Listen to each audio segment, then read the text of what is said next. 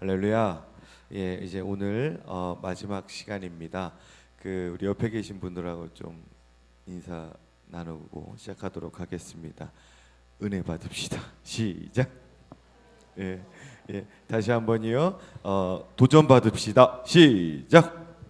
네, 집중하셔서 은혜 받으시고 또 도전 받으실 수 있는 그런 귀한 시간 되시기 바랍니다. 우리 김치성 목사님 모실 때 여러분 뜨거운 박수로 환영해 주시면 감사하겠습니다. 모시도록 하겠습니다. 네.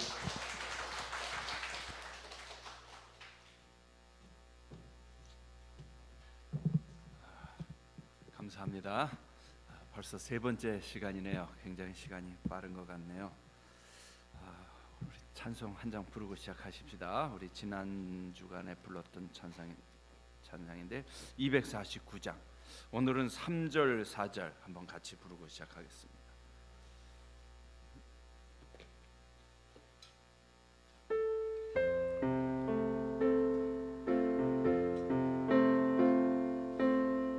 네, 249장.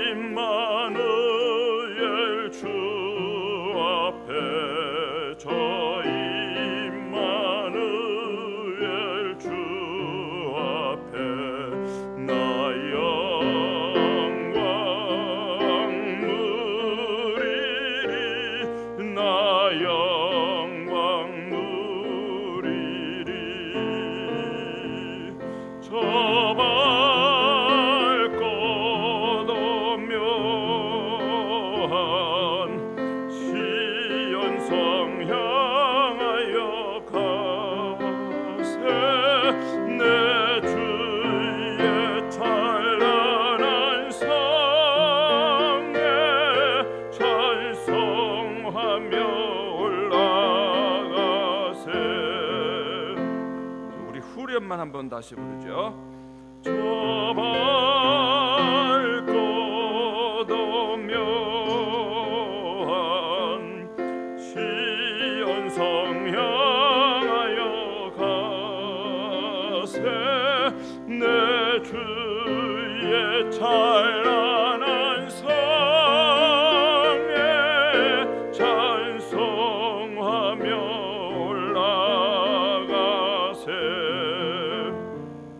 하나님 아버지, 오늘도 마지막 시간 계시로 갔습니다. 분당 사랑의 교회를 주께서 든든히 붙들어 주셔서 어둠의 세력이 조금도 틈타지 못하도록 도와주시옵시고, 우리 성도님들 하나님 말씀을 든든히 무장하게 도와주셔서 어떠한 한국 교회를 또 어지럽히는 이런 어둠의 세력들에 조금도 흔들리지 아니하도록 말씀으로 무장시켜 주시옵소서. 예수 그리스도의 이름으로 기도드립나이다. 아멘. 오늘은 신천지를 파헤친다. 목사님께서 좀 이 주제로 저에게도 부탁을 해주셨는데 제가 좀 잊고 있었어요. 근데 여러 해 전에 한국 장로교 총연합회에서 이 한국 교회를 어지럽히는 이 여러 이단들, 이 요한계시록을 어떻게 제멋대로 사용하는지, 잘못 사용하고 있는지 그 연구해서 발표할 기회가 있었습니다. 이제 제가 좀 이따 시켜드리겠지만 이게 그 유명한 신천지에서 나온 책이에요. 이만희 씨가 직접 썼다고 하는 책입니다. 그런데 여러분, 이 이단이나 저는 이 이단이라는 말보다는 신흥종교라는 말이 더 좀 적합할까 싶어요. 왜냐하면 이단은 교회 역사를 보면은 이제 어떤 기독교의 한 면을 부정했어요. 뭐 삼위일체의 삼위를 부정하고 일체만 인정한다든지, 예수님의 신성을 부정하고 인성만 인정하다든지, 또 뭐 구약은 부정하고 신약만 인정한다든지, 이런 여러 이단들이 교회 역사에 그동안 쭉 있어 왔는데, 이 신천지는 이건 완전히 달라요. 이거는 이단이라고 볼 수도 없어요. 어떤 진리의 일면성을 가진 게 아니라 기독교하고는 완전히 다른, 그래서 여러분이 그 실체를 좀 정확하게 오늘 좀 아셨으면 좋겠다 생각이 됩니다. 자, 신흥종교 무엇이 문제인가? 먼저 좀 전체적인 그림을 좀 알아야 될 것 같아요. 왜냐하면 이런 신흥종교들이 어느 날 이렇게 갑자기 나온 게 아니라 제가 조금 공부를 해보니까 이 계보가 다 있더라고요. 이게 그냥 뭐 문선명, 뭐 지금 너 박태선, 또 최근에 이제 이만희, 안상홍, 이런 사람들이 그냥 다 보니까 다 같은 줄기에서 영향을 받았어요. 그러니까 그 가장 큰 특색들이 보니까 비슷비슷하더라고요. 이 사람들이 주장하는 게, 이만희 씨가 주장하는 게 전혀 또 새로운 게 아니에요. 그 이단 계보에 보니까 그대로 나와 있더라고요. 제가 그 중요한 특징들 몇 가지 뽑아봤는데, 첫 번째 뭐예요? 보이세요? 직통계시, 불건전한 신비주의. 자, 먼저 한번 같이 한번 쭉 보십시다. 제멋대로 성경을 해석한다. 귀에 걸면 귀걸이, 코에 걸면 코걸이. 이들이 또 공통적으로 주장하는 게 이 해돋는데, 계시록 7장 2절에 나오니 해돋는데 동방을 대한민국으로 해석을 하더라고요. 옛날에는 이걸 평양, 대한민국 평양으로 해석을 했고, 이만희는 대한민국 과천. 완전히 뭐 제멋대로죠. 자, 그다음에 감람나무, 계시록 11장에 나오는 이 감람나무를 이단 교주들, 박태선, 또 지금은 이만희, 이렇게 막 붙였어요. 또 이제 그릇된 종말론, 재림론, 특별히 이제 여기서 주장하는 게 뭐냐면 예수님이 이미 재림하셨다는 거죠. 뭐 나중에 이렇게 하는 게 아니라 이미 재림하셨다. 자, 먼저 첫 번째 거 한번 좀 생각을 해보십시다. 직통계시. 제가 그 인터넷에 들어가서 이만희 씨 그 강연을 조금 들어봤어요. 뭐라고 강연을 하는지 들어봤더니 사람들이 왜 넘어가나 곰곰이 생각을 하면서 들어봤는데, 제일 먼저 주장하는 게 그거예요. 이거는 내가 계시받아서 쓴 책이다. 이단 교주들, 신천지나 또 문선명이나 박태선이나 동일하게 주장하는 게 뭐냐면, 내가 이건 연구해서 쓴 책이 아니라 신학자들이 많이 연구했지만 다 틀렸다는 거예요. 다 틀리고 나는 하나님으로부터 직접 계시를 받는다. 직통 계시를 보니까 주장해요. 그리고 불건전한 사이비, 신비주의의 영향이 우리 한국 교회에 오래전부터 내려와 있어요. 그러니까 이 사람들은 이 성경은 읽으면서도 이건 문제가 되자, 이거는 뭐 중요시 여기지도 않고, 이단들이 동일하게 보니까 자기네 교리서를 따로 다 갖고 있어요. 그래서 이만희도 이 책을 성경과 동일하게, 아니 어쩌면 성경보다 제가 볼 땐 더 높게 치고 있어요. 통일교는 원리 강론이라는 것을 보니까 자기네들이 또 교리서를 만들어 갖고 그것을 퍼뜨리고 있습니다. 자, 여러분들, 이 우리 한국 사람들은 계시 받았다 그러면은 일단 솔깃하지요. 그래요, 안 그래요? 자, 분당 사랑교회 성도님들은 어떠세요? 계시 받았다 그러면 솔깃해요, 안 솔깃해요? 네, 솔깃하죠. 자, 제가 곰곰이 생각해봤어요. 왜 그럴까? 가만히 생각해보니까 우리 한국 사람은 예수를 믿긴 믿어도 여전히 샤머니즘적인 그 틀이 우리 안에 있어요. 부정할래야 부정할 수가 없어요. 초기 AD 1900년대 초에 이 한국의 선교사님들이 오셔갖고 그 기록한 문서들을 제가 읽어봤는데요. 뭐라고 썼냐면은 서양 선교사님들이 한국 초대교회 1900년대 초에 교회에 와서 보고 느낀 거를 얘기했는데 좀 기분 나쁘시더라도 그대로 들어보세요. 뭐라고 그랬냐면 교회에 와 보니까 예수 옷을 입은 무당들이 많더라 그래. 자, 다시 말씀드려볼까요? 예수 옷을 입은 누가 많더라? 무당들이 많더라. 예수님을 믿긴 믿었어요. 옷을 입었어요. 근데 그 속에는 뭐가 있어요? 여전히 샤머니즘적인 요소가 가득 있더라는 거예요. 그게 서양 선교사들의 눈에 비친 우리 한국교회 모습이에요. 자, 한 100년이 지났는데 얼마나 나아졌을까? 제가 곰곰이 생각해 봤어요. 얼마나 나아졌는지 모르겠어요. 여전히 제가 얘기 들어보면 예수 믿는 사람들 중에서도 점장이집 가는 사람들이 있다고 그래요. 아니, 뭐 지식을 많이 고위급에 있는 뭐 정치가들, 국회의원들 들도 이 점집을 찾아간다는 얘기를, 이 한국에 있는 점집만 해도 뭐 어마어마한 숫자일 거예요. 그러니까 이런 무속 문화가 여전히 우리 한국 교회는 지배한다. 자, 여러분, 직통 계시를 제일 많이 받는 사람이 누굴까요? 예? 직통 계시를 제일 많이 받는 사람이 누구예요? 무속인들이죠. 예, 무당들이 직통 계시를 제일 많이 받습니다. 맞습니까? 그래서 무당들한테 찾아가면 말 딱 놓는다며요. 너 뭐 때문에 왔지? 다 안 되며요. 귀신같이 안 되며요. 액떨 쳐버리려면 뭐 이렇게 다 한다며요. 여러 가지 유형이 있대요. 제가 얘기 들어보면 무속인들 중에서도 직접 신내림을 받은 사람이 있고, 사기 행각을 좀 벌이는 사람이 있고, 경험으로 하는 사람이 있고, 여러 유형이 있대요. 좌우지간 이 무속인들이 보니까 직통 계시를 제일 많이 받지 않나 생각해요. 그 귀신의 악령의 소리를 듣는 거죠. 그러니까 제가 말씀드리는 게 그 직통 계시라고 다 믿지 말라는 거예요. 자, 성경은 뭐라고 말합니까? 이걸 이미 2000년 전에 사도 요한이 다 경고했어요. 같이 읽어볼까요?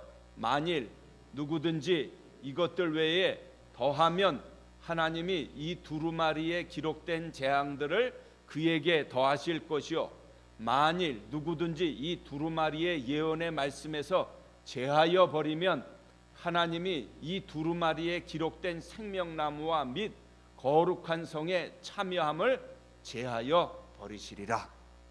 계시록 22장 19절 말씀이에요. 더하라고 그랬어요? 더하지 말라고 그랬어요? 더하지도 말고 덜하지도 말고. 성경과 같은 동일한 권위를 가지는 그러한 특별 계시가 있다는 거예요, 없다는 거예요?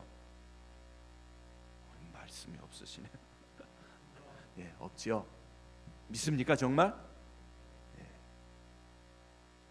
오늘날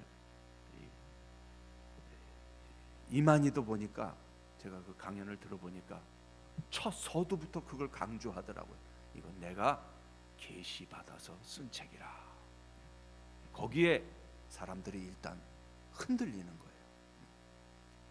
근데 제가 이 사람이 계시받았다는 그 내용을 정말 읽어보니까 뭐 황당하기가 그지가 없어요. 진짜 너무 허무맹랑하고 기독교의 가장 기본적인 진리만도 확실히 알고 있으면 이렇게 넘어가지는 않을 텐데 어떻게 10만 명이 넘는 사람이 거기 넘어가서 결사대가 되나. 여러분 성경을 철저히 배우십시오. 우리 목사님이 가르쳐 주시는 말씀 철저히 배우시기 바랍니다. 예.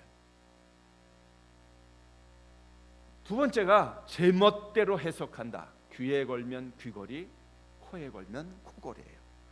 진짜 이 책을 읽으면서 제가 이걸 분명히 느껴요. 이 사람들이 성경 해석하는 근거는 아무것도 없어요.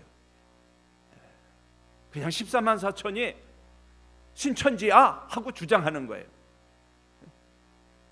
신약 27권이 나한테 이만희에 대해서 증거해 하고 여기 주장해요. 근거가 있어요, 없어요?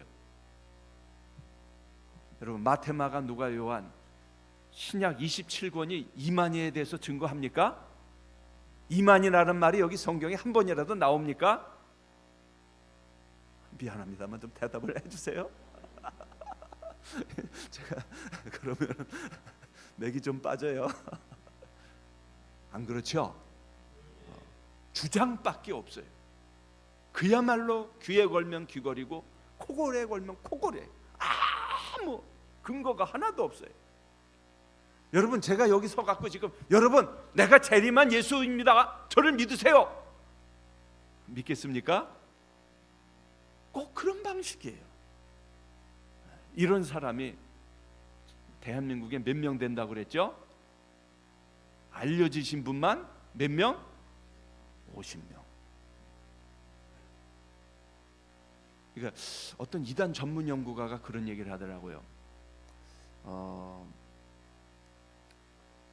그 50명 중에 사기치는 사람도 있대요. 진짜 자기가 재림예수라고 이거 모르면서 사기치는 사람도 있고, 어떤 사람은 실제로 자기가 진짜 이 악한 영에 미혹돼 갖고 속아서 그렇게 하는 사람도 있고. 그런데 참 이 사람이 그 심령이 참 마음이 묘해요. 그 한동안 그 신정아 씨가 거짓말로 우리 한국 사회를 굉장히 시끄럽게 했잖아요. 그때 그 신문에 그런 용어가 나왔어요. 그 뭐라고 그러죠? 그런 거를 증세를 허언 뭐라고 그러나요? 예? 조금만 크게 얘기해서 이름을 잊어버렸는데 그런 증세를 뭐라고 해요? 거짓말하고 자기가 실제로 믿는 거. 예? 한국말로 허언증, 허언망상증인가 하여튼간에 그러니까 자기가 거짓말을 하고 실제로 믿어버리는 거예요. 근데 이게 무서운 게요, 이게 듣는 사람들한테도 실제로 통한다는 거예요. 예를 들면 자, 제가 아주 힘주어서 이거는 매주입니다. 그러면 저 사람이 미쳤나? 저기 매주야? 그러다가 이걸 한 5번 정도 이거 매주라고요. 매주로 안 보이세요? 막 미친 듯이 계속 그냥 하면은 그런가? 이 사람 심리가 흔들린다는 거예요. 뭔가 이런 그 사람의 심리 상태를 잘 이용한 사람이 역사상 히틀러랍니다. 그래서 그냥 이 히틀러가 연설할 때는 뒤에다가 빨간 천을 휘두르고 사람을 그냥 이글이글 타는 눈으로 확 하니까 사람들이 확 빨려나. 어떻게 보면 뭐 집단 체면 걸리듯이 빨려오는 거예요. 이게 무서워요. 그러니까 제가 생각할 때는 이 신흥종교 교주들 뒤에는 제가 좀 이따 제가 또 경험한 것도 말씀드리겠지만 분명히 악한 영들의 역사가 있어요. 근데 보니까 이런 또 심리적인 효과도 있어요. 제가 왜 이걸 발견했냐면요, 제가 가르치던 제자 중에 지금은 이제 그 사역지로 나갔는데 안산 상록수교에서 전도사 생활하던 그 제자가 있었어요. 안산 상록수교에는 신천지에서 개종한 사람들 상담하고 그 진용식 목사님인가요? 그 제가 거기 한번 집회도 초대해서 가봤어요. 청년의 수련회 때 이단에서 개종한 사람들, 개종한 청년들 보니까 집회를 하더라고. 여름 수련회를 해서 제가 가서 강의도 해본 적이 있는데, 그 친구가 한 번은 저한테 솔직히, 그 구전도사님인데 지금 목사 됐는데 그러더라고요. 교수님, 저 사람들이 하도 확신 있게 얘기하니까 이만희가 진짜 예수님인가? 그런 생각이 들더래요. 그 자기가 놀랬다는 거예요. 너무 확실하게 얘기하니까. 한편으로 쑥 생각이 지나가면서 정말 예수님 아닌가? 재림한 예수님 아닌가? 그걸 누구한테 얘기하겠어요? 저니까 그냥 이렇게 얘기를 하더라고요. 그래? 큰일 났네. 그러니까 이 사람 심리가, 제가 백석대학에 있을 때 가르쳤던 제자가 글리 넘어갔는데 저한테 편지를 보낸 걸 제가 봤어요. 여기는 아름다운 신천지 공동체입니다. 하나님의 은혜와 사랑이 풍성한 신천지 공동체입니다. 사람들이 우리를 이단이라고 그러는데 교수님 아닙니다 그러는 거예요. 와, 해모로 머리를 빵 맞은 것 같으니까, 야, 이렇게 무섭구나. 그러니까 이 제멋대로 해석이 통하더라니까요, 사람들한테. 물론 이 뒤에는 악한 영들의 역사가 있죠. 자, 그다음에 동방 대한민국, 이건 좀 이제 계속 또 설명드리겠습니다. 자, 어쨌든 첫 번째로 제일 중요한 게 바로 이거예요. 더하지도 말고 덜하지도 말라. 누가 여러분들 가운데 주위에서 직통 계시 받았다고 계시록 갖고 주장하는 사람 있으면 죄송합니다만 100% 이단입니다, 여러분들. 제가 이 내용을 이제 소개해드리겠어요. 이 사람이 정말 계시 받았다고 한 그 내용이 무엇인지. 자, 이 이단들, 제가 연구한 바로는 신학에 대해서 죄송합니다만 깡통이다. 신학에 대한 무지를 제일 먼저 얘기하지 않을 수가 없어요. 성경 해석학에 A, B, C도 모른다. 성경을 여러분 해석하려면 신학교에서 참 많은 수련을 받아야 돼요. 1학년 때 뭐 보면 히브리어, 헬라어 때문에 그냥 고생들을 하고 잠을 못 자고 코피를 쏟아가면서 공부를 하고요. 저도 성경 해석학을 가르치지만 얼마나 저도 무섭게 가르치는지 몰라요. 책을 그냥 무지만이 읽히고, 왜냐하면 너무너무 중요하기 때문에. 성경의 역사적 배경, 문법적 배경, 문화적 배경, 이것이 성경이 1차적으로 어떤 상황에서 쓰였는지, 누구에게 이 성경이 오리지널, 원래 독자가 누구인지, 원래 이 성경을 어떤 의도로 기록했는지 하나하나 따져가는 게 결코 쉽지가 않습니다. 그런데 제가 이 책을 읽어보면 아무런 성경 원어도 모르고 헬라어도 모르고 히브리어도 모르고 성경 해석학 기본적인 지식 전혀, 죄송합니다, 깡통이에요. 성경을 완전히 신흥 종교 중심으로 해석합니다. 완전히 자기네 공동체에다가 적용해갖고 제멋대로 완전 아전인수격으로 정말 귀에 걸면 귀걸이, 코에 걸면 코걸이식으로 해석을 해요. 사실 전 그래서 좀 이걸 언급하는 것조차 저는 기분이 별로 안 좋아요. 좀 뭐 이게 디베이트, 논쟁의 대상이 돼야 할 텐데 너무 수준 없는 사람들하고 하려니까 제 자존심이 상하지만 오늘 이 한국 교회에 이게 문제가 되니까 또 이야기하지 않을 수가 없어요. 자, 통일교회 문선명 보세요. 문선명. 제가 신대원 다닐 시절인데요. 그때 학원을 다녔는데 종로에서 보니까 이 통일교회에서 광고를 나와갖고 부스를 차려놓고 막 선전을 하더라고요. 그래서 제가 짐짓 모르는 척하고 그 안내를 받았어요. 그래서 여기 좀 알고 싶어서 왔다고 하니까 안내를 하더라고요. 그러면서 보니까 비디오실이 있어요. 비디오실이 여러 개 있어갖고 그 보니까 여러 그 강연한 내용들인데 아주 그 인테리들이 강연, 교수들이 다 강연을 했더라고요. 근데 제가 보니까 창세기 3장 한 게 있어요. 그래서 나 이거 한번 보고 싶다고. 그러니까 그거는 나중에 보래. 그래서 아니라고. 제가 핵심인 거 알기 때문에 창세기 3장 요거 틀라고. 그래서 제가 앉아서 벌써 한 10년 20년 전 됐죠. 그래서 문선명 이 창세기 3장 그 원리 강론의 핵심인데 그걸 봤어요. 거기에 이 통일교의 핵심 교리가 있는데 그게 뭐냐면 아담과 하와의 타락은 뭐냐면은 성적인 타락이라는 거예요. 이걸 따먹은 게 아니라 뱀과 하와가 육체적 관계를 맺었다는 거예요. 들어보신 적 있으세요? 말도 안 되는 얼토당토한 거죠. 여기서 통일교의 원리 강론 피가름의 교리가 나와요. 그러니까 인류 최초의 타락은 성적인 타락이기 때문에 교주 문선명의 피를 받아야 된다는 거예요. 하여튼 이 이단 교주들은 힘도 좋아요. 와, 하여튼간에 그래갖고 하여튼간에 문선명과 다 육체적인 관계를 맺어야 돼. 그러니까요. 내 피를 다 받아야 해요. 무섭습니다, 여러분. 이 피가름의 교리가 바로 거기서부터 다 나와요. JMS 정명석 씨인가요? 여기도 보니까 똑같아요. 이단 교주들은 왜 그렇게 하여튼간에 다 이 육체적인 관계를 여신도들하고 다 암암리에 다 가져요. 무섭죠, 여러분요.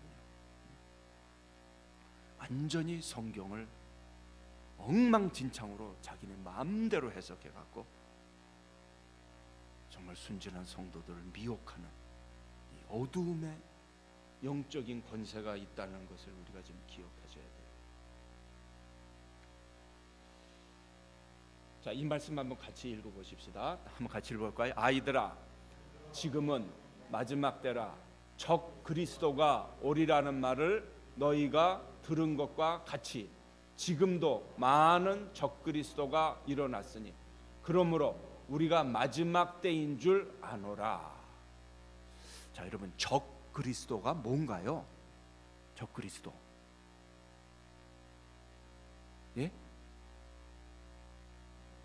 타종교. 타종교. 자, 여기서 이제 적 그리스도라는 말을 썼거든요. 적 그리스도. 예수님을 자칭하는 분. 예. 굉장히 아주 깊이 이해하고 계시네. 또 예수님이 그리스도가 아니다. 예, 감사합니다. 자, 여러분들이 다 이제 나름대로 이해를 하고 계실 텐데, 자, 이 성경이 기록된 이 말씀이 어디서 나오냐면 요한일서 2장 6절에 나오는 말씀인데, 이 성경이 기록된 때가 언제일까요?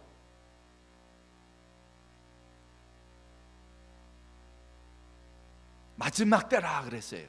마지막 때. 언제가 마지막 때예요? 자, 이 성경이 요한일서가 아마 대략 AD 80년에서 90년 사이에 아마 기록됐을 겁니다. 자, 그런데 그때를 가리켜서 언제라 그랬어요? 마지막 때라. 마지막 때라. 자, 성경이 보는 역사는 오늘날도 우리는 마지막 때라는 말을 하죠. 말세라 말세라. 마지막 때라는 말을 이제 우리말로 말세라는 지금이 말세라 할 때 이 말세. 그러니까 성경은 언제를 말세라고 그러냐면은 예수님이 이 땅에 처음 오실 때 그 이후부터 어떻게 되는 거예요? 말세가 시작되는 거예요. 이것이 성경이 보는 역사관이에요. 그러니까 지금도 마지막 때입니까? 아닙니까? 지금도 마지막 때예요. 그리고 예수님께서 재림하실 때 그때도 마지막 때예요? 아니에요? 마지막 때예요. 그때를 조금 이제 구분해서 마지막의 마지막이라 그렇게 얘기해요. 자, 그러니까 예수님 이제 이 땅에 오시고부터 승천하시고 나서부터 이제 이 말세가 시작되고 이제 이 세계는 종말을 향해서 막 지금 달려가고 있는 거예요. 즉 무슨 얘기냐면 영원하신 하나님의 시간에서 볼 때 이제는 정말 마지막으로 가고 있는데 적 그리스도가 지금 일어났어요, 안 일어났어요? 2000년 전에 일어났어요. 요 말씀을 잘 보세요. 그러니까 벌써 2000년 전에, 지금부터 2000년 전에 적그리스도가 있었어요, 없었어요? 있었어요. 자, 그런데 적그리스도가 한 명이에요, 두 명이에요? 많은 적그리스도예요. 자, 지금은 적그리스도가 지금은 있습니까, 없습니까? 지금도 있어요. 한 놈이에요, 두 놈이에요? 여러 놈이에요. 자, 적그리스도의 정확한 뜻을 말씀드릴게요. 적그리스도는 헬라어로 안티크리스토스라는 말입니다. 영어로는 이제 엔티크라이스트. 우리가 안티팬이라고 그러죠. 안티팬. 안티하면 대개 어떤 뜻이 있어요? 반대한다. 어떤 연예인 엔티팬 하면 뭐예요? 그 사람 싫어하는 사람이잖아요. 반대하고 대적하는 사람. 즉 안티크리스토스 하면, 적그리스도 하면 첫 번째로 예수 그리스도를 대적하는 자, 예수 그리스도를 적대하는 자를 적그리스도라고 합니다. 그런데 이 안티크리스토스의 또 어떤 뜻이냐면, 아까 우리 말씀해 주신 대로 instead of, 영어로 말하면 예수님 노릇하는 사람이 있어요. 예수님 대신 예수님 자리를 차지하는 그리스도, 이것을 적그리스도라고 해요. 예수님께서는 이것을 이미 경고하시기를 뭐라고 하셨냐면, 거짓 그리스도가 많이 나올 것이다. 예수님이 재림하실 때가 점점 가까워질수록 내가 그리스도라고 주장하는 엔티크라이스트, 안티크리스토스, 적그리스도가 계속해서 많이 올 것이라는 거예요. 자, 예수님을 대적하는 자. 자, 조금 글씨가 작아서 한번 해. 자, 예수 행세하는 자. 제가 거기 썼어요. 예수님 자리에 앉아 있는 자. 자, 글씨가 잘 보일지 모르겠네요. 자, 보라 그리스도가 여기 있다, 혹은 저기 있다 하여도 믿지 말라. 같이 읽어볼까요? 거짓 그리스도들과 거짓 선지자들이 일어나 큰 표적과 기사를 보여 할 수만 있으면 택하신 자들도 미혹하리라. 예. 우리 한국에 있는 이 50명의 가짜 예수들, 재림 예수들이 다 어디에 속해요? 적그리스도예요. 왜? 자기가 예수님 자리에 앉아서 예수 행세하는 자들은 성경은 뭐라고 말해요? 적그리스도라 말해요. 예수님께서 이미 2000년 전에 이것을 내다보셨어요. 그래서 예수님이 가까이 오면 올수록 적그리스도가 계속해서 많이 일어날 것이다. 얼마나 그 미혹을 강하게 하면은 택하신 자들도 미혹하리라. 할 수만 있으면 택하신 자들도 미혹하리라. 조심하라는 거예요. 큰 표적과 기사를 보일 것이다. 여러분, 이 이단 교주들은요,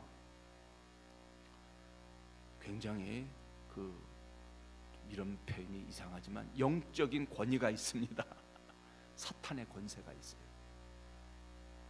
그러니까 한번 거기 딱 잡히면은 나오기가 힘들어요. 그 영혼이 한번 꽉 잡히면은 완전히 조종을 당해요.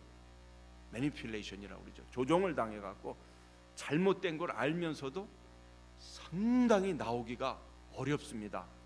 그 어떤 이단에 미혹된 사람이 이제 그 빠져나오는 글을 제가 읽어본 적이 있는데, 제가 정말 그때 너무 감사한 게 뭐였냐면, 내 안에 하나님의 성령이 계신 것이 얼마나 감사한지 몰라요.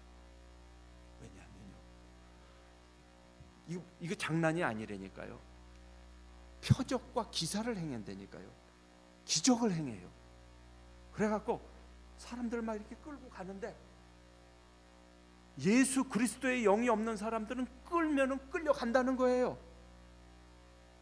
우리 안에 하나님의 영이 계시기 때문에 우리를 지켜주시는 거지, 아니면 끌려간다는 거예요. 막 이게 너무 무서워요.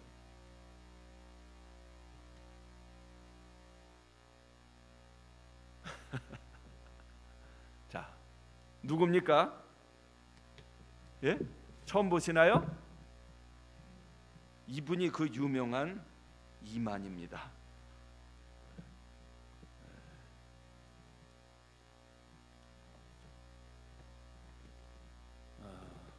1980년도부터 과천에 새하늘과 새 땅이 임했다고 주장하고 자기가 성육신한 예수라 주장하면서 이제 교회를 아주 파괴시키죠. 막 교회에 잠입해 갖고 심지어는 큰 교회도 그냥 막 뒤흔들죠. 제가 부산에 있을 때 어느 큰 교회 간 적인데 거기는 추산을 그렇게 하더라고요. 한 700명 정도 들어와 있다고. 700명, 800명 정도의 이 신천지 교도가 들어와 있다고 그래요. 근데 제가 그때 청년부 수련회를 맡았는데 청년부에도 이미 너무 많이 들어와 있어요. 보니까 제가 받은 느낌이 그때 집회를 인도하면서 엄청난 수의 수가 들어왔다 싶어요. 자, 그러면 도대체 이 이만희가 주장하는 게 뭔가?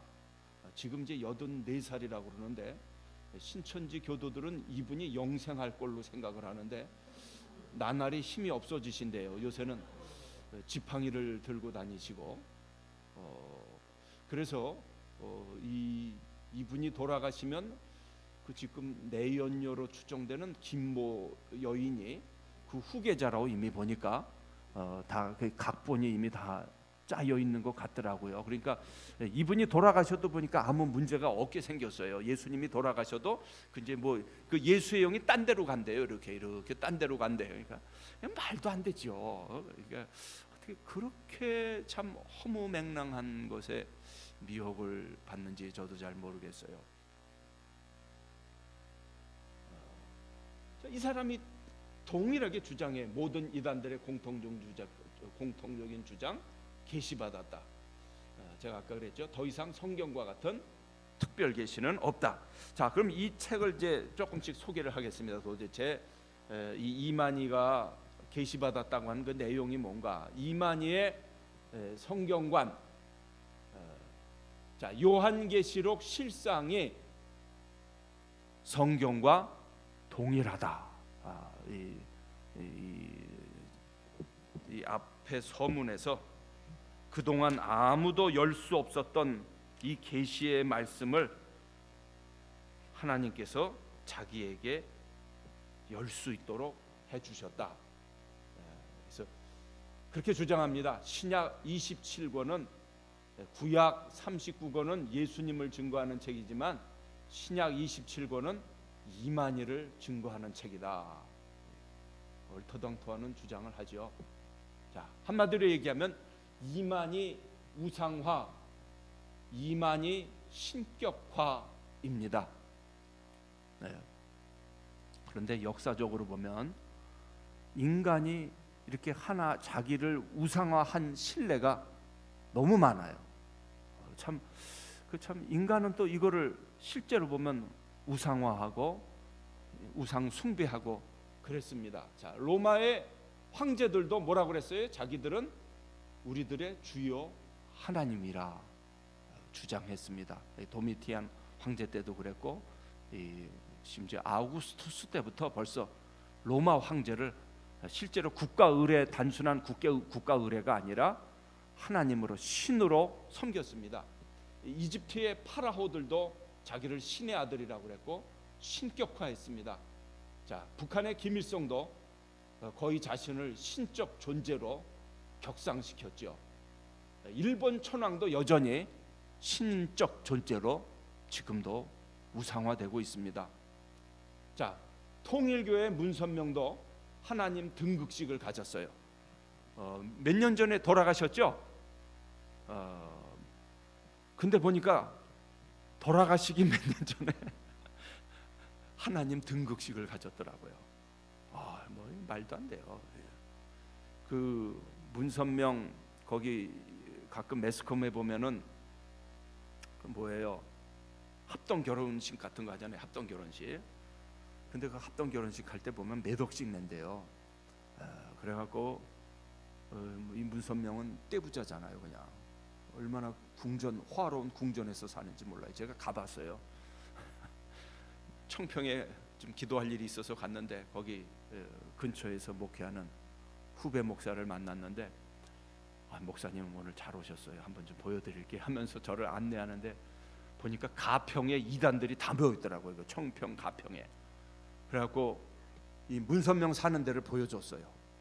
야, 언덕 위에 꿈의 궁전이에요. 우리 동화 속에 보는 신데렐라 같은 그런 꿈의 궁전이에요. 그냥 그 산 중턱에 있는데 얼마나 아름다운지. 저런 데서 사네. 거기 또 병원도 만들고요, 국제학교도 만들고요, 체육관 시설 어마어마하게 만들더라. 와, 그게 다 뭐예요? 신도들 돈을 갈취한 거예요. 그 완전히 그 세금 명목으로 하여튼간에 그냥 신도들은 그냥 꽃 팔잖아요. 나가서 꽃 팔고, 미국에서도 보면 꽃 팔고 엄청난 돈을 갈취당해 갖고 자기네들은 이제 호화로운 궁전 같은 데서 살면서 허덕허덕 신도들은 살게 만드는 무서운 집단이에요. 근데 처음에는 저렇게 안 했는데 나중에는 이제 완전히 하나님 등극식을 갖더라고요. 박태선이도 나중에 그렇게 됐어요. 박태선이도 쓴 책을 보면 처음에는 박태선이 뭐 기적도 많이 행했다고 그래요. 그래서 박태선 장로가 기적 행하고 막 집회할 때 사람들이 많이 쫓아갔는데 나중에는 이 사람이 그 쓴 책을 제가 봤는데 와, 제가 입에 담을 수도 없는 그러한 욕을 예수님과 하나님께 막 쏟아붓더라고요. 그래. 성경은 99%가 가짜입니다. 완전 신성 모독죄를 공개적으로 막 범하는 걸 봤어요. 이런 똑같은 현상이 지금 이만희에게도 그대로 드러나요. 제가 이 책을 보면서 느낀 게 여기는 하나님을 높이는 게 하나도 없어요. 예수 그리스도를 높이는 게 하나도 없어요. 자, 아까 제가 처음 시간에 말씀드렸죠. 요한계시록은 어떻게 시작한다고 그랬어요? 처음에 어떻게 시작해요? 예수 그리스도의 계시라. 자, 한번 볼까요? 계시록 한번 다시 보세요. 자, 어떻게 시작한다고 그랬어요? 자, 맨 첫 말씀이 뭐예요? 예수 그리스도의 계시라. 자, 누가 주신 말씀이에요? 하나님이 주시고 또 예수님을 통해서 우리에게 증거됐는데 누구에 대한 계시예요? 누구에 대한 계시예요? 예수 그리스도에 대한 계시예요. 요한계시록은 성부 하나님, 성자 예수 그리스도, 영화로우신 우리 주님을 높이는 그 책입니다. 아시겠습니까, 여러분? 여기서 흔들리시면 안 돼요. 그런데 이 책에는 어느 한 구절도 예수 그리스도를 높이는 말씀이 하나도 없어요. 누구를 높여요? 이 책에서는 이만희가 하나님 자리에 딱 들어앉았어요. 예수님도 제가 보니까 눈에 보이지 않아요. 하나님도 눈에 보이지 않아요. 이만희만 눈에 보여요, 이 책에는. 그러니까 그래서 제가 적그리스도라고 말하는 거예요. 적그리스도, 하나님의 자리에, 예수 그리스도가 앉으셔야 될 자리에. 아까도 보셨죠? 자, 이 이만희 그 우상화하는 거 보세요. 저렇게 그냥 이만희가 등장하는 건 환한 빛이 나게 완전히 빛의 사자로 이만희를 둔갑시켜 갖고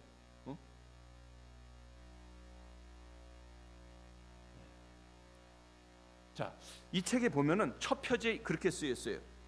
보혜사 이만희저. 보혜사 이만희저. 자, 여러분, 보혜사는 누구의 이름이라고 그랬습니까? 하나님의 이름이라고 그랬잖아요. 이 이름은 누가 가질 수 있는 이름이에요? 성경에 보혜사 파라클레토스라고 불리운 분은 성자 예수 그리스도밖에 없어요. 요한일서 2장 1절에 보면 우리에게 대속자가 있으니 할 때 그 대속자가 파라클레토스, 보혜사란 뜻이고, 요한복음 14장에 예수님께서 내가 또 다른 보혜사를 보내주리라. 알로스 파라클레토스, 또 다른 보혜사. 누구십니까? 성령님이세요. 즉 파라클레토스라는 이름을 가질 수 있는 자는 이거는 하나님이에요. 하나님. 근데 벌써 이만희가 보혜사라는 이름을 차용하고 있어요. 무슨 뜻이에요? 자기가 하나님이란 뜻이에요. 교회 역사에 보면 몬타누스도 이 오류에 똑같이 빠졌어요. 자기도 보혜사다. 나는 성부 하나님과 동일한 하나님이다. 나중엔 그렇게 주장했어요. 이만희도 벌써 이미 하나님으로 자기를 부르고 있는 거예요. 이 하나님의 명칭을 자기가 사용한다는 건 뭘 뜻하냐면 이미 자기가 하나님 자리에 앉아 있는 겁니다. 아시겠습니까, 여러분들? 네. 자, 우리가 너무나 잘 아는 말씀이에요. 그러나 제가 다시 한번 확인시켜 드리려고 말씀드리는 거예요. 우리 십계명의 제1계명이 뭐예요? 너는 나 외에는 다른 신들을 내게 있게 말지니라. 두 번째, 너를 위하여 새긴 우상을 만들지 말라. 자, 이스라엘 이 유일신 사상의 가장 중요한 말씀이죠. 이스라엘아 들으라. 같이 읽어보십시다. 이스라엘아 들으라. 우리 하나님 여호와는 유일한 여호와시니. 자, 그 옛날 성경에는 이스라엘아 들으라. 우리 하나님 여호와는 오직 하나인 여호와시니. 쉐마 이스라엘 아도나이 엘로헤누 아도나이 에하드. 히브리 말로요. 이스라엘 사람들이 매일같이 예수님 당시에 외웠던 말씀. 쉐마 이스라엘 아도나이 엘로헤누 아도나이 에하드. 하나님 한 분만이 우리의 유일한 하나님이시란 말씀이죠. 여호와 하나님 한 분만이 우리의 하나님이란 말씀이에요. 성부, 성자, 성령 외에는 그 누구도 우리의 경배를 받을 수 없습니다. 맞습니까? 흔들리시면 안 되는데. 안 흔들리죠? 예. 그 누구도 경배를 받을 수 없습니다. 성경이 가르치는 십계명과 구약의 이스라엘 신앙의 가장 중요한 게 뭐냐면 성부, 성자, 성령 삼위일체 하나님 외에는 그 누구도 우리의 섬김의 대상이 될 수 없다. 우리의 예배의 대상이 될 수 없다는 거예요. 믿으시죠, 여러분들? 그런데 이 믿음을 송두리째 신흥종교 교주들이 다 무너뜨리고 하나님 경배를 자기네가 다 가져가는 거예요. 이게 사단의 술책입니다, 여러분들.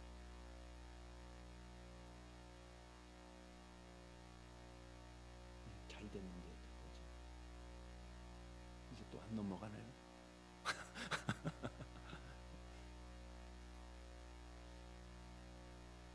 안 넘어가면 진도가 나가야 되는데요.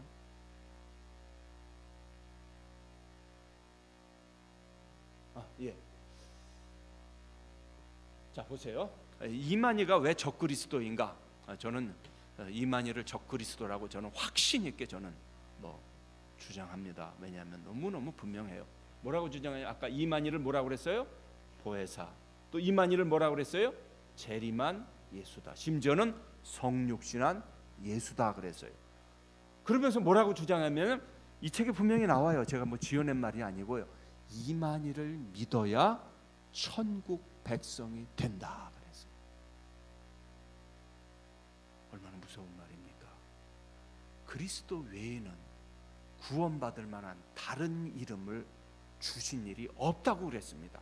이것이 우리가 믿는 사도들의 믿음입니다. 그렇죠? 예수 그리스도 한 분 외에는 구원받을 만한 그 어떤 이름도 아무에게 주신 일이 없습니다. 할렐루야. 그런데 이만희는 태연하게 나를 믿어야 천국 백성이 된다 주장합니다. 제가 어디서 한 번은 이제 그 성경 교사들인데요, 특강을 하는데 제가 끝나고 나서 이렇게 쉬는데 질문을 어떤 분이 나와서 해요. 뭐라고 질문을 하냐면, 목사님, 예수님 당시 때도 예수님을 메시아로 안 믿었잖아요.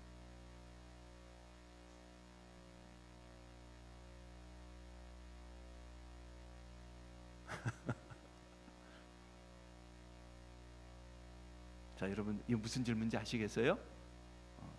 예수님 당시 때도 당대 사람들이 예수님을 메시아로 안 믿었다는 거예요. 자, 그 질문의 배경에는 뭐가 깔려 있냐면은, 사람들이 지금 이만희를 몰라보고 2단 3단 그런다고요. 그게 깔려 있어요. 그런 질문은 신천지에서 온 사람만이 할 수 있는 질문이에요. 그래요. 그래서 자매님, 신천지에서 나왔어요?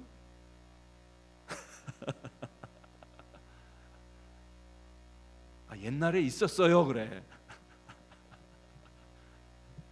자기 정체가 탄로났는지 옛날에 있었어요. 그래. 근데 모르겠어요. 진짜 나왔는지 안 나왔는지 제가 확신이 안 가더라고요. 신천지에 있는 사람들이 하는 똑같은 논리가 바로 이거예요. 사람들을 옛날에 예수님으로 몰라봤지 않냐. 지금도 이만희를 예수님으로 몰라본다는 거예요. 와, 황당하죠. 황당해. 어떻게 이런 주장을 할 수 있어요? 예수님 재림하실 때까지 그 누구도 이런 주장을 할 수 없습니다. 예수 그리스도를 영접하는 자, 그 이름을 믿는 자들에게는 하나님의 자녀가 되는 권세를 주셨습니다. 믿습니까, 여러분들?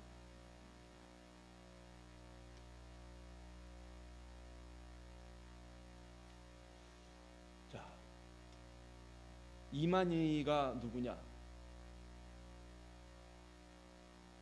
그 신천지에서 저한테 그 교도가 요한계시록이 이만희에 대해서 예언한 책이라고 그래요. 그래서 그런 데가 있긴 있다. 어디 예언하냐면 요한계시록 13장이다.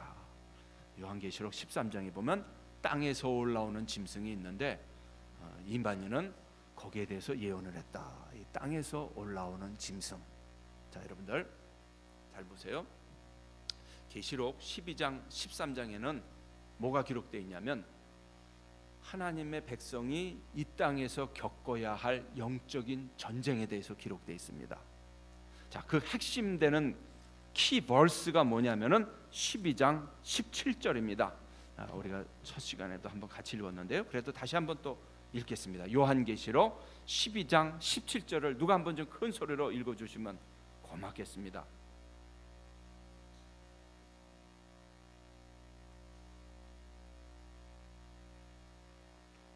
12장 17절입니다.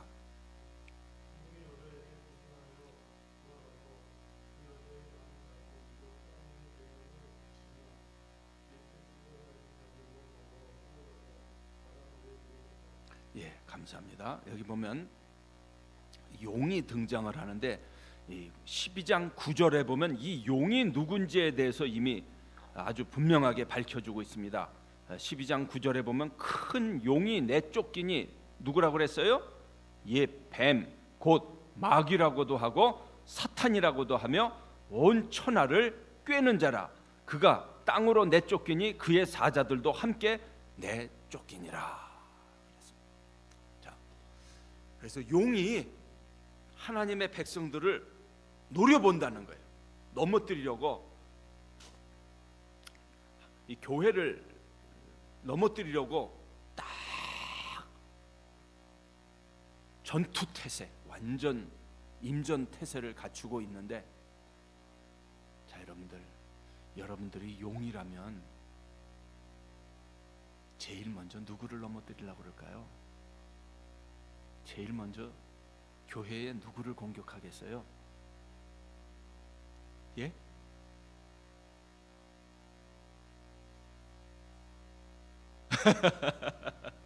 예.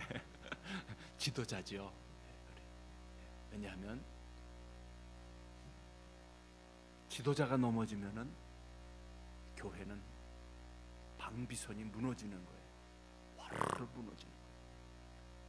제가 보니까 이 신학교도 사단의 공격 타겟이더라고요.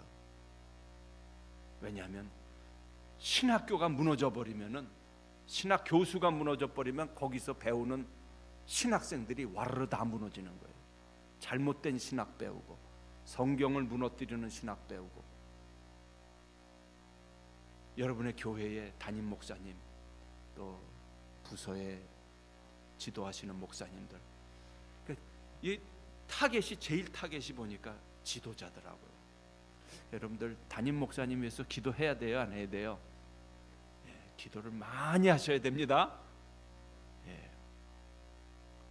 왜냐하면 지도자일수록 그래서 책임이 무겁기 때문에 그래요. 여기 사단이 예수님 오실 때까지는 이 땅의 교회를 언제라도 넘어뜨릴 수 있다는 것을 우리가 기억해야 돼요. 근데 사단이 교회를 넘어뜨리려고 공격하는데 삼각편대를 이루어요. 삼각편대. 그래서 용, 사단, 뱀, 마귀가 있고, 13장에 보면 바다짐승이 나와요. 바다짐승. 그 다음에 땅짐승이 나와요. 그래서 용과 바다로부터 올라오는 짐승, 땅으로부터 올라오는 짐승. 그런데 이 다니엘서 7장에 보면은 이 짐승이 뭐냐면은 어떤 제국, 강력한 제국이라는 뜻이 있어요. 즉 적그리스도적인 제국이 하나님의 백성들을 핍박하고, 지금도 아마 이것과 제일 가까운 모습이 제가 볼 때는 이런 이슬람 제국, 어떤 전체주의, 막 그래서 그리스도인들을 그냥 막 통째로 학살을 한다든지 순교하게 한다든지, 어떤 이 용이 부리는 하수인이 둘이 있는데, 하나가 바로 바다짐승이요, 다른 하나가 뭐냐면 바로 땅짐승입니다. 근데 이 땅짐승은 누구냐면 바로 거짓 선지자예요. 거짓 그리스도, 거짓 선지자를 통해서, 이적과 기사를 통해서 미혹한다. 바로 이만희, 문선명, 이런 사람이 바로 이 사단의 하수인 바다짐승에 속하는 사람이에요. 그런데 이 바다짐승은 한 놈이 아니에요. 아까 적그리스도가 한 놈이라고 그랬어요? 여러 놈이라고 그랬잖아요. 이미 1세기에, AD 1세기에 많은 적그리스도가 났다고 그랬어요. 자, 그런데 이 땅짐승의 가장 중요한 특징이 뭐냐면은 뭐예요? 이적과 기사를 통해서 미혹한다 그랬어요.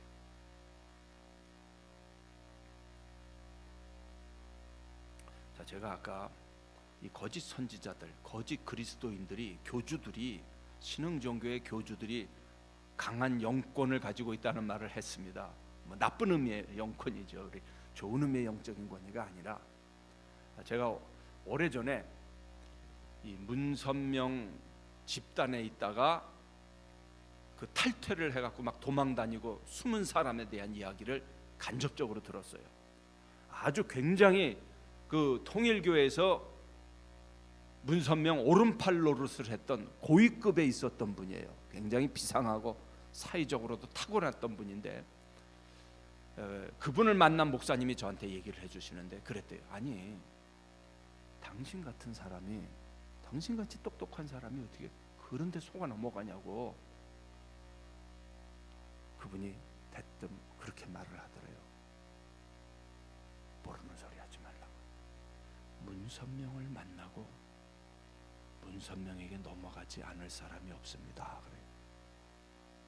다시 한번 말씀드릴까요? 문선명을 만나고 직접 문선명에게 넘어가지 않을 사람이 없습니다. 그래요. 그러냐고. 어떻게 그럴 수가 있냐고. 문선명이 그런데요. 그래서 직접 만나면 너 당신 오늘 밤에 무슨 꿈을 꿀 것이다. 너 내일 누구 만날 것이다. 그대로 다 된대요. 문선명이 꿈에 나타나서 지시도 하고, 뭐 자그마한 일 예언하면 그 다음날 그대로 다 된대요. 소름 끼치더라고요. 문선명을 만나고 하지 않을 사람이 없습니다. 무섭지 않습니까, 여러분? 이적과 기사를 가지고 사람들을 미혹하리라.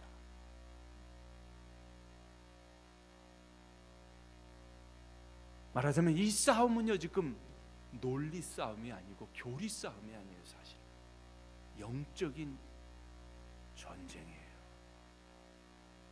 요한계시록 12장 17장에 있는 말씀대로 사단이 이미 예수님께서 2000년 전에 말씀하신 대로 할 수만 있으면 택한 자들도 미혹하리라. 너희는 그래서 깨어 있으라. 영적으로 깨어 있으라. 영적인 잠을 자지 말라는 거예요. 병도 고친다는 거예요. 그들 나름대로 귀신도 쫓아낸다는 거예요. 사람들이 혹하는 거예요. 그러니까 이야, 이거 정말 메시아구나. 땅에서 올라오는 짐승. 자, 이 사람들의 요한계시록 해석을 뭐 다 살펴볼 수는 없지만 중요한 거 좀 몇 가지 좀 살펴보겠어요.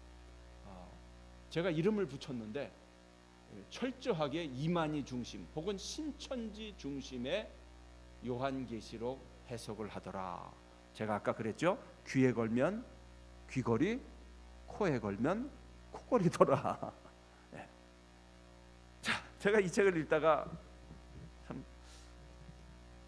여러 번 이제 실소를 금할 수 없는 게 2장 3장에 보면 7교회가 나와요. 이 7교회를 뭐라고 해석하냐면은 대한민국 경기도 과천에 응하였다 그래요. 너무너무 얼토당토하는 말씀하세요. 자, 여러분 요한계시록 1장 4절을 보세요. 자, 이 7교회를 경기도 과천으로 딱 적용을 하는 거예요.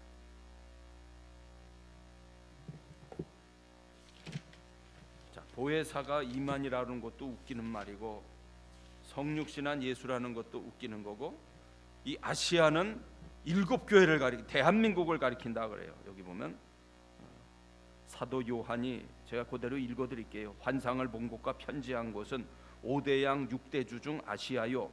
이사야 41장과 계시록 7장의 아시아 땅끝, 모퉁이 해돋는 동박, 7별과 7금초대가 있는 장막 성전이다. 즉 사도 요한이 아시아에다가 했는데 이 아시아가 대한민국을 가리킨다. 요한계시록은 오늘날 한국의 경기도 과천에서 이루어지고 있다. 여러분들 요한계시록 1장 4절을 보세요. 자, 같이 읽어볼까요? 요한은 아시아에 있는 7교회에 편지하노니 이제도 계시고 전에도 계셨고 장차 오실 이와 그의 보좌 앞에 있는 7영과, 이거 거기까지만 보겠습니다. 자, 11절에도 나오죠. 같이 한번 읽어볼까요? 이르되 내가 보는 것을 두루마리에 써서 예배소, 서머나, 버가모, 두아데랴, 사데, 빌라델비아, 라오디게아 등 7교회에 보내라 하시기로. 자, 여러분 이것은 여긴 상징도 아니고요, 비유도 아니고 역사적인 실제로 있었던 오늘날의 터키 지역에, 여러분이 터키에 가시면은 7교회의 유적을 볼 수 있는 7교회입니다. 여기 어느 말씀도 대한민국 과천으로 연결시킬 수 있는 고리는 하나도 없어요. 이 성경의 모든 역사성을 다 부정해버려요. 여러분 기독교는 철저하게 역사적인 종교입니다.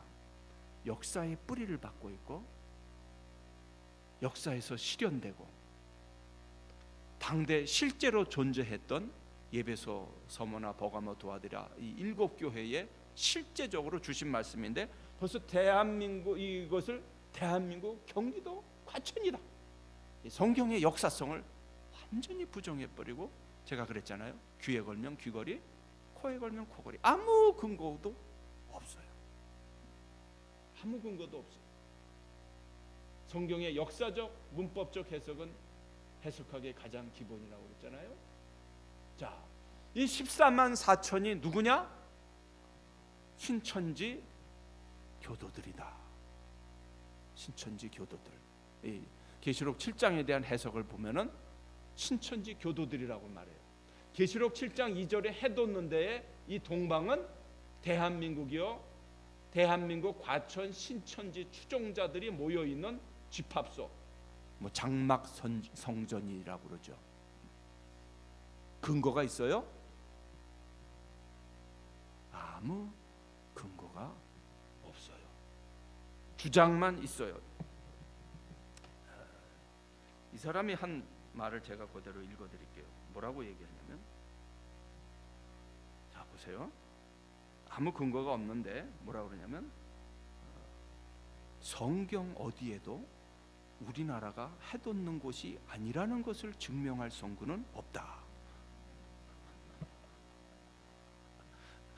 성경 어디에도 우리나라가 해돋는 곳이 아니라는 것을 증명하는 성구는 없다. 자, 거기에 대응해서 김추성 가라사대, 성경 어디에도 대한민국 과천이 해돋는 곳이라는 것을 증명하는 성구는 없다. 자, 이만희왈, 우리나라가 해돋는 곳이 아니라는 것을 증명하는 성구는 없다. 자, 여러분, 이 본문에 해돋는 곳이 대한민국이라는 것을 증명할 성구는 한 군데도 정말 없죠. 동방. 자, 동방이 어디예요? 자, 우리나라에서 보면 동방이 어디예요? 일본만 동방이에요? 동쪽으로 계속 가봐요. 미국은 동방이 아니에요? 아니에요. 미국도 동방이 되죠. 미국만 동방이 되나요? 자, 쭉 가봐요. 지구가 다 속아버리죠. 그래요, 안 그래요? 이거 같이 어느 지역을 딱 가르치는 말씀이 아니에요. 성경에서 이 해돋는 데라는 것은 하나님의 은혜를 지금 지칭하는 말이지, 어느 한 지역에다가 이렇게 딱 고정시켜서 해석해 버리면은 이건 아무 근거가 사실은 없는 거예요. 더욱이 더 이제 웃기는 거는 뭐예요? 14만 4천이 되려면 뭐 해야 돼요? 여기 보면은 14만 4천이 되는 자격이 뭐냐?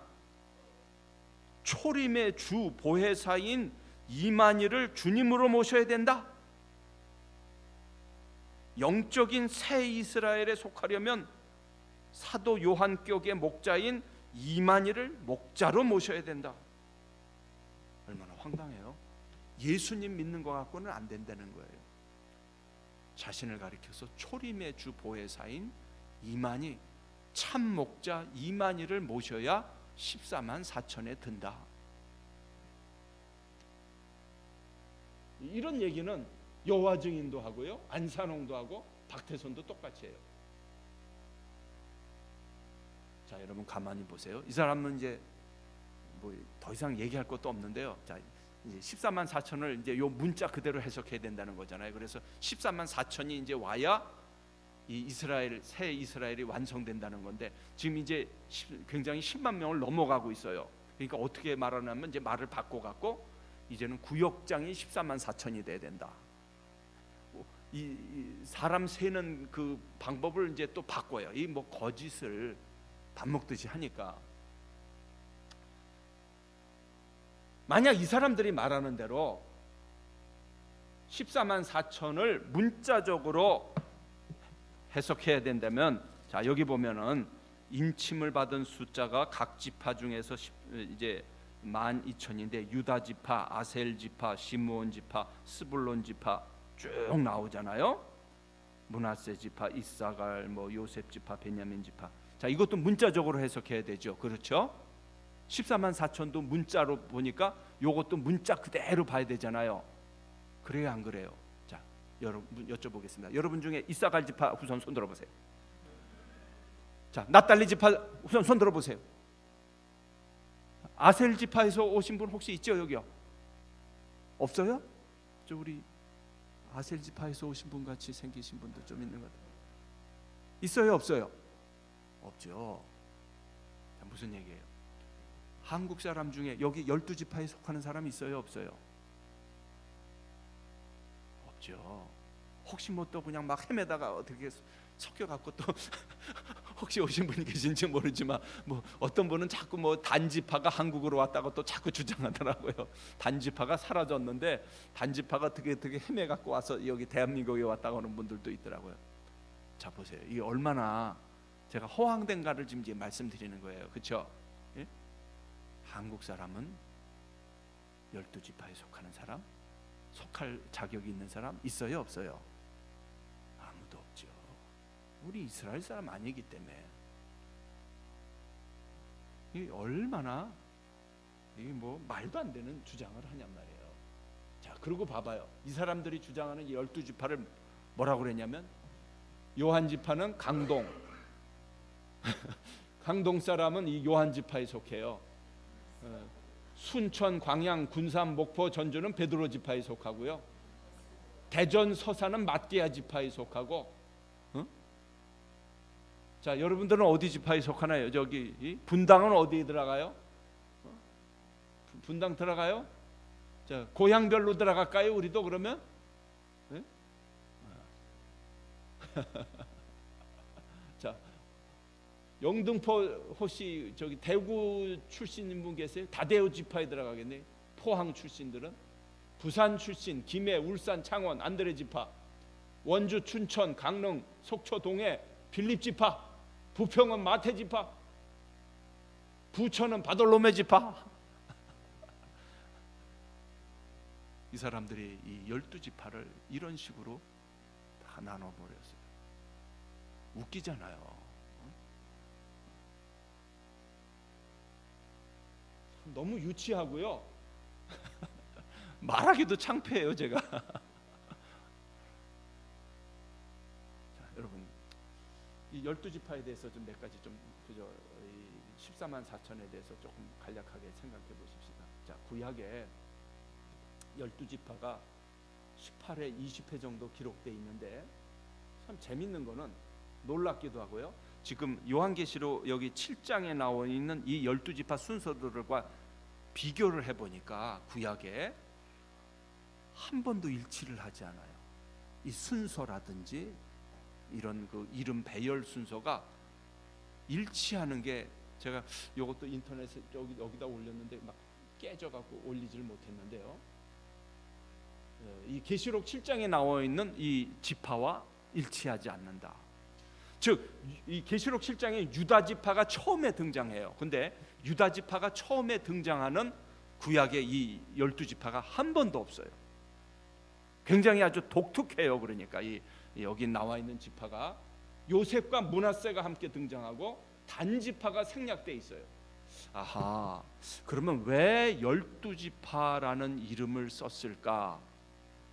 제가 생각할 때는 이 다음 구약 백성과 신약 백성의 연속성을 강조하기 위해서다. 자, 무슨 얘기냐면요. 자, 여러분과 저는 이스라엘 사람이 아니에요. 그렇죠? 그러나 성경에는 우리를 가리켜서, 믿는 하나님의 백성을 가리켜서 뉴 이스라엘, 새로운 이스라엘이라고 부릅니다. 왜 그럴까요? 우리는 혈통적으로는 아브라함과는 아무런 관계가 없어요. 그러나 아브라함을 가리켜서 우리가 뭐라고 불러요? 우리는 믿음의 자손이에요. 아브라함은 우리 믿음의 조상이라고 불러요. 어떤 의미예요? 영적인 의미예요. 육체적인 의미가 아니라 영적으로 이스라엘은, 우리는 믿음의 자손이고 아브라함은 우리 믿음의 조상이에요. 우리는 이스라엘 사람이 아니고 대한민국 사람이에요. 분명히. 혹시 여기 귀화하신 분 있으면 용서해 주세요.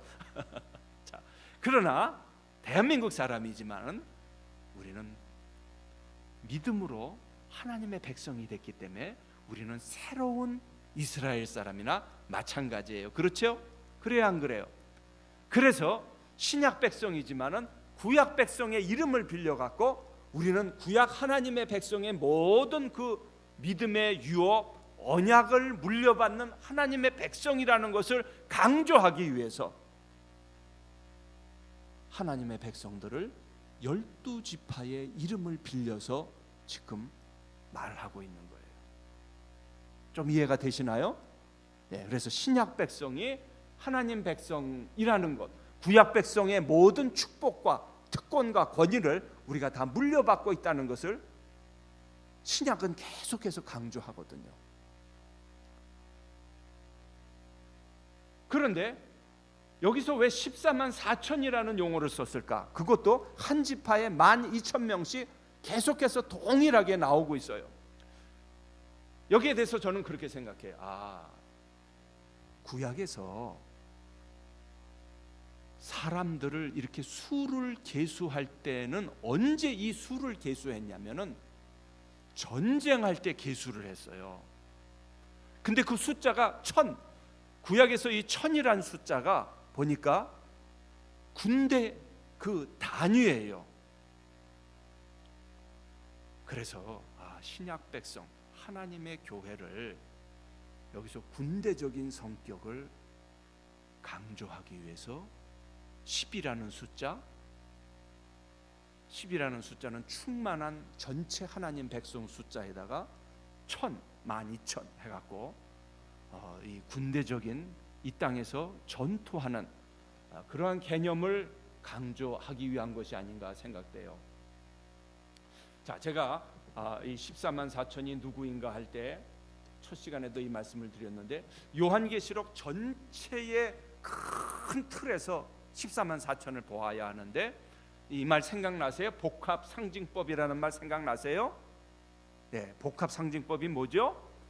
상징을 하나만 쓰는 게 아니라 여러 가지 상징을 써갖고 하나의 동일한 하나를 나타내는데 요한계시록에서는 이 교회라는 것을 나타내기 위해서 복합적인 여러 가지 상징법을 쓴다고 그랬어요.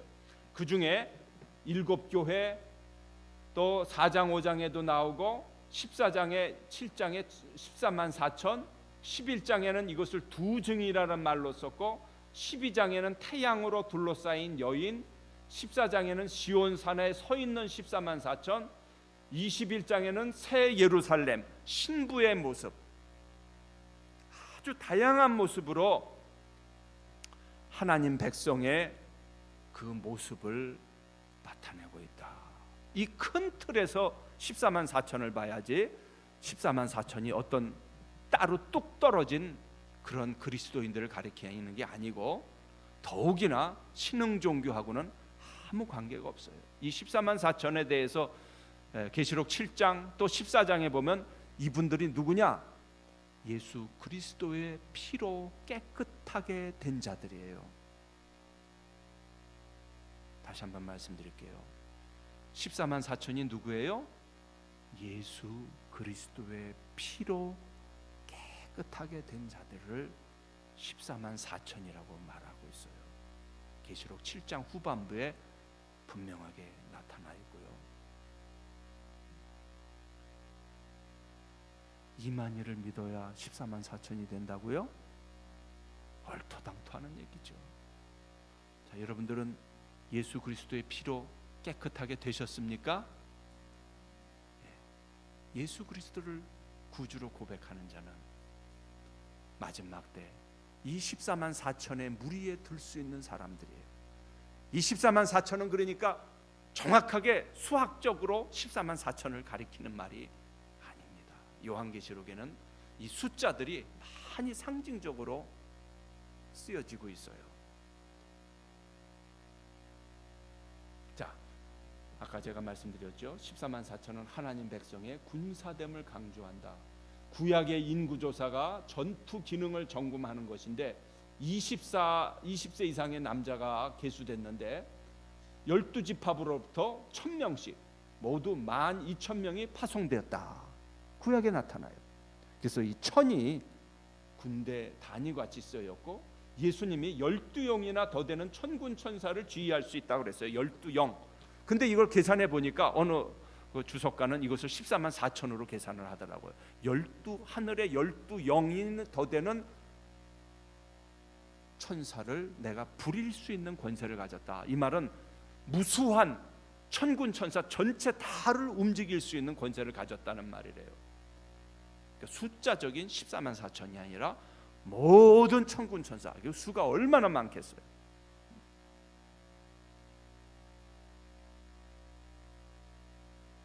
자, 이들이 주장하는 새 하늘과 새 땅 어디냐?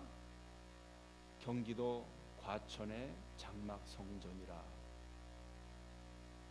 즉 이들이 믿는 것은 보혜사 이만희 씨가 계신 곳이 새 하늘과 새 땅이다.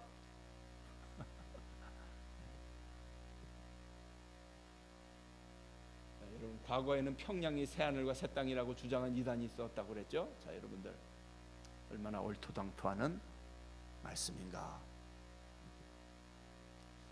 자, 새 하늘과 새 땅은 언제 임한다고 성경은 말합니까? 예수님 재림하실 때. 여러분, 이 인류의 이 역사를 보면은 인류 역사상 가장 큰 사건을 세 가지를 꼽는다면 저는 첫 번째 뭘 꼽을 수 있겠어요? 좀 크게 얘기해 보실까요? 가장 큰 사건, 인류 역사상 제일 먼저 뭐예요? 네? 아, 노아의 방주요. 예, 감사합니다. 자, 제가 조금만 더 거시적으로, 자, 제일 첫 번째 천지 창조. 그렇죠. 이거보다 더 큰 사건은 없죠. 자, 두 번째 또 어떤 사건이에요? 어떤 사건이에요? 성경의 역사관이에요. 천지 창조 다음에, 자, 여러분들 생각할 때, 야, 가장 타락, 예, 그거 다 포함해 갖고 쭉 지난 다음에 천지 창조, 예수님 이 땅 위에 오신 초림 사건이죠. 그렇죠? 이거보다 더 큰 사건 없죠? 그래야 안 그래요?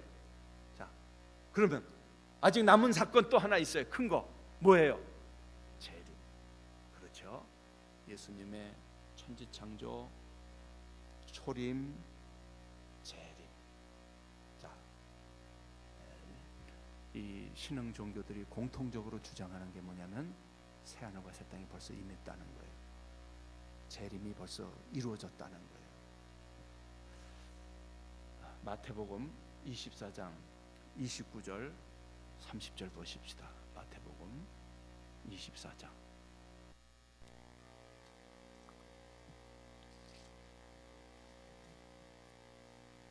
29절부터 보십시다.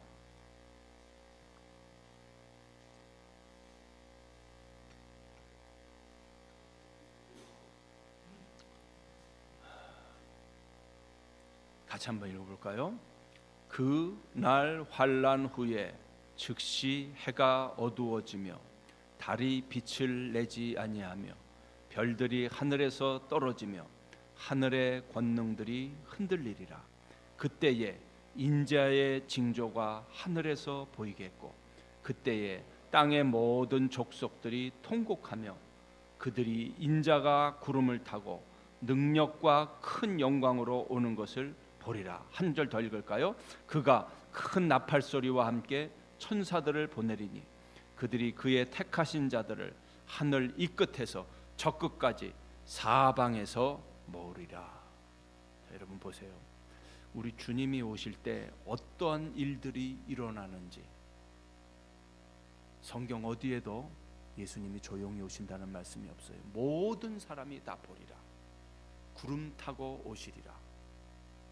내가 하늘로 들리운 바 같이 그대로 올 것이라 말씀드렸고요. 그리고 우주적인 대격변이 일어난다고 그랬어요. 해가 어두워지고 달이 빛을 내지 않냐. 별들이 하늘에서 떨어지고 하늘의 권능들이 흔들리리라. 그때의 인자의 징조가 하늘에서 보이리라.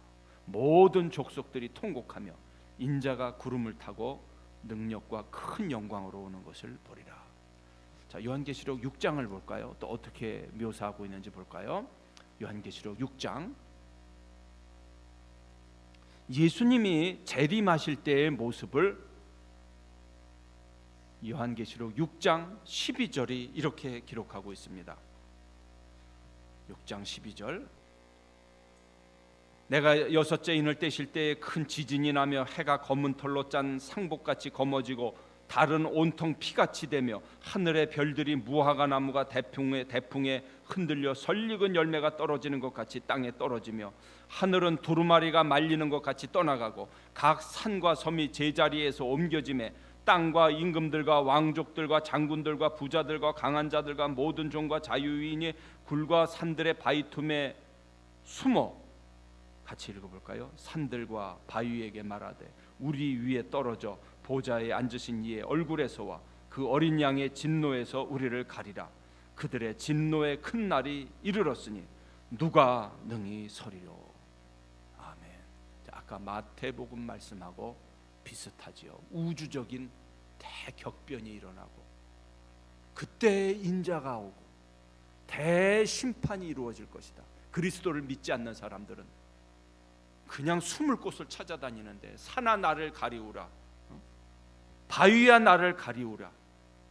하나님의 이 진노의 큰 날에 누가 능히 서리요. 이 날에 설 수 있는 사람이 누구예요? 14만 4천이에요.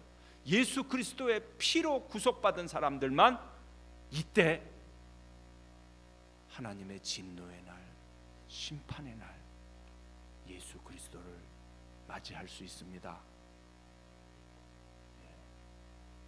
이 날이 그러니까 하나님의 백성에게는 엄청난 구원의 날이에요. 인류 역사상 아마 가장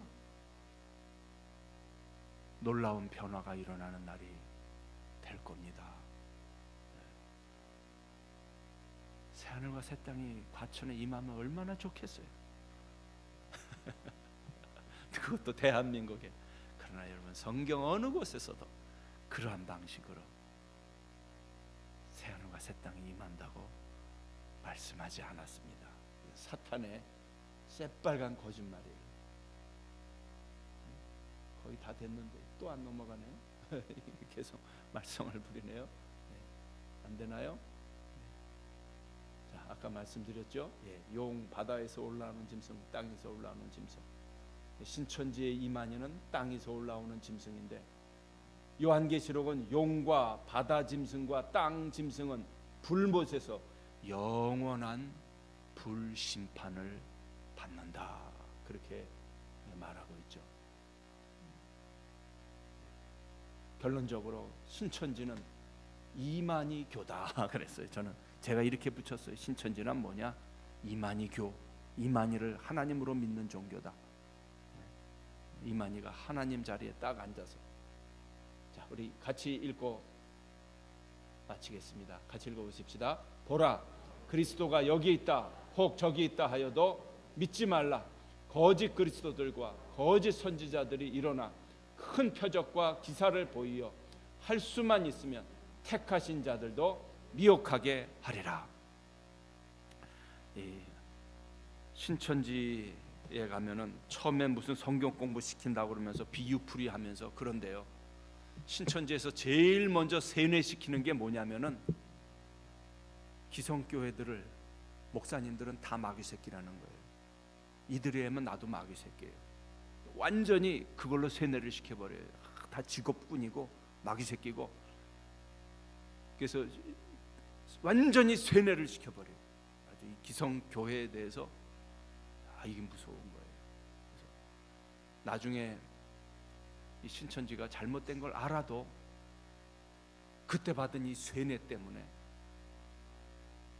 교회에 잘 들어오지 못한대요, 한동안.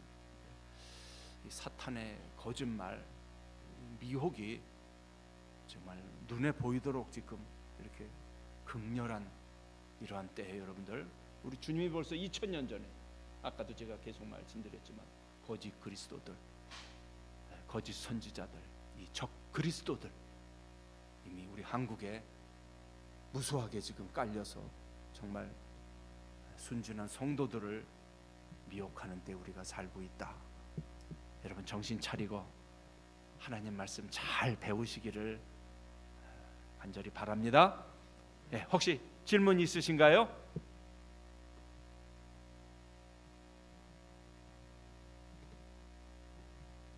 제가 기도하고 마치겠습니다. 하나님 아버지,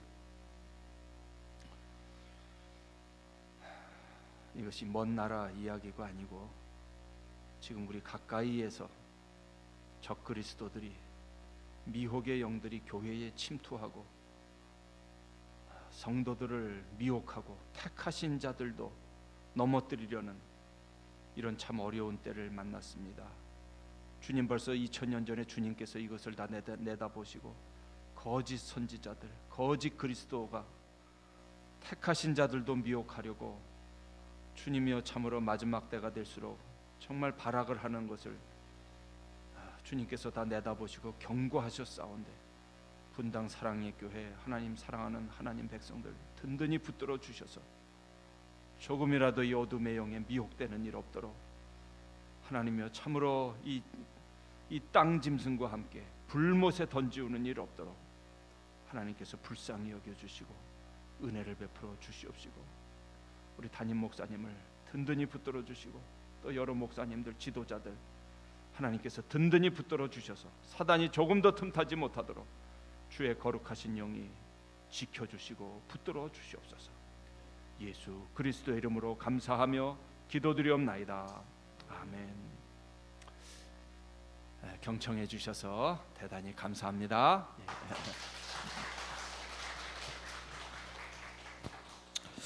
네, 우리 3주 동안 정말 은혜스러운 말씀을 전해주신 우리 목사님께 다시 한번 뜨거운 박수 한번 부탁드리도록 하겠습니다. 감사합니다.